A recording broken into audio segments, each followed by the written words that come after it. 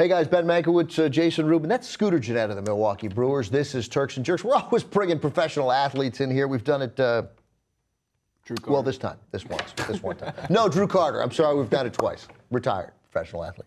Drew Carter, who played his college football at The Ohio State University. Scooter, born in Cincinnati, an Ohio State fan and a Florida State fan. Who do you root for if it's Ohio State and Florida State, which it won't be, in the national championship game? Won't be. No, man, it's Alabama and Oregon. It's done. It's done. It's done. Lock it up. Well, my odds are good on being happy for the national championship game, but I'm more interested in seeing how this playoff works. Obviously, there's 4 teams, but well, let's talk about that for a second before we get into our Turk of the Week. I think it's great. It's good. It's a breakthrough. You look back. I was watching the ESPN 30-30 documentary on the U Part 2 on Miami, and looking back, I guess it was 2000 when they got left out of the national championship game after beating Florida State, and Florida State still played for the national championship. They both went 10-1, and they beat Florida State, and Miami lost their first game of the season on the road in Washington. Right. Like what like you forget how dumb the system was, to say nothing of before 1 played 2, of just this sort of meaningless assignment of how you rank teams with 1 loss when there's no possible way to know. Take away the college football playoff this year, and you're talking about one of the biggest seasons where a team would have got screwed out, because you got Alabama, you got Oregon, and you have Florida State, who all could have made the national championship. And Ohio State, right? And Ohio State, and then the only thing that happens with the college football playoff is, as I've been saying, the Big 12 kind of screwed themselves out of it without a championship. Right, but they were a whisper away from screwing themselves into it.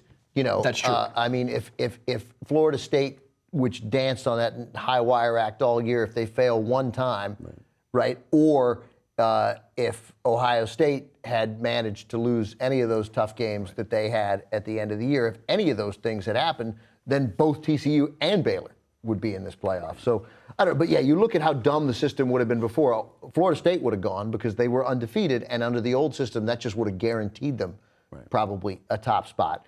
And then we'd be looking at Alabama, Oregon, Alabama, Oregon, Ohio State, TCU, Baylor, and we're going to try and make a decision that would have been predetermined by how they were ranked to start the year, which is made up. It's not like you're an athlete, man. Don't you want to decide it on the field? Absolutely. I mean, how about if at the end of 162 games they were like, the Angels, number 1, they're the World Series winner. Thanks for playing, everybody. There wouldn't be too many happy campers. Yeah, it's dumb. I think back at the Ohio State and Florida games. Was that 2000? Right around. You're talking about the U time. I mean, Miami versus Ohio State was always a big game too. But when I'm talking about when Ohio State came and they got their asses smoked by Florida in the national championship game, and it's like how do you Spurrier's national championship? Right? How do you put it? How do you match up 2 teams? I'm an Ohio State fan, but I felt bad for them in that game. There should have been a better team playing them.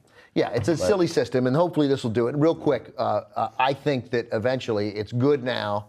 We'll get better. It's got to get to 8. Yeah. I think it should be 8. All right, let's do Turks and Jerks. Jason, start with you. Easy call this week. Jed Fisch, offensive coordinator for the Jacksonville Jaguars. Really?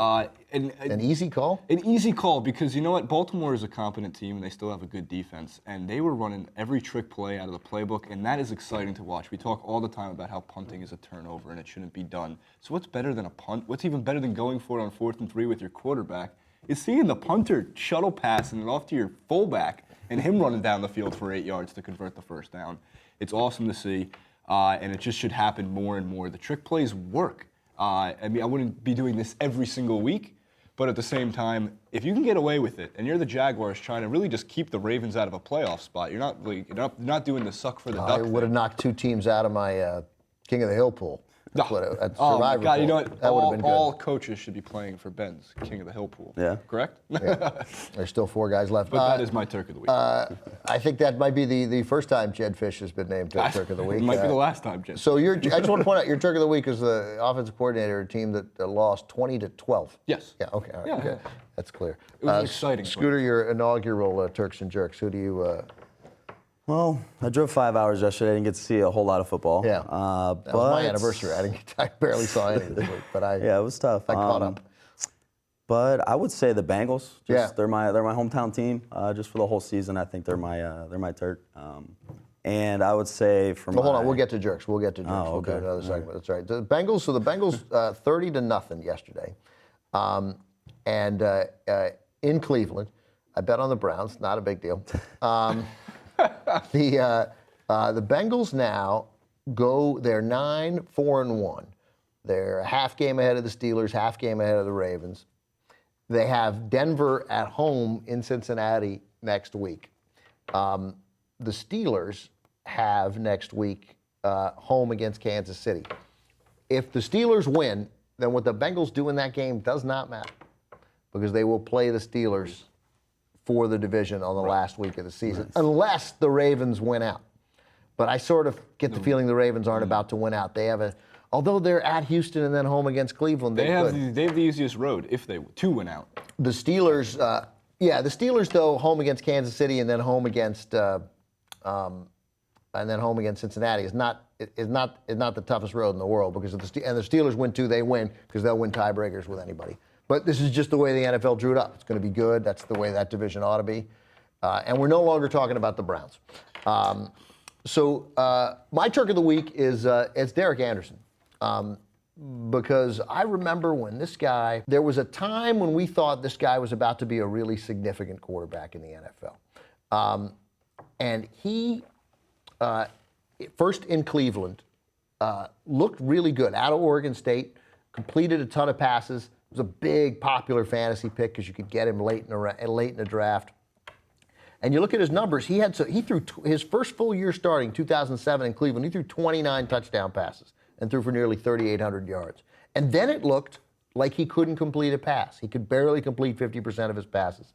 He got out of Cleveland, he was the starter, one disastrous season, 7 touchdowns, 10 interceptions in Arizona. He looked incompetent.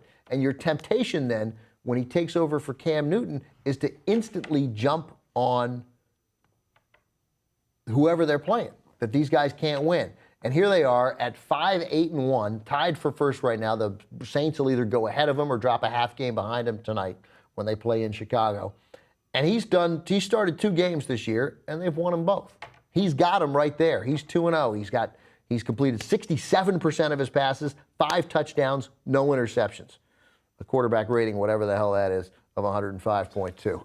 Like nobody understands the quarterback rating. But anyway, that guy's just sort of come out of nowhere and he's played really well. So Derek Anderson has put the 5-8-1 Panthers in position to win a division. So he's my Turk of the week.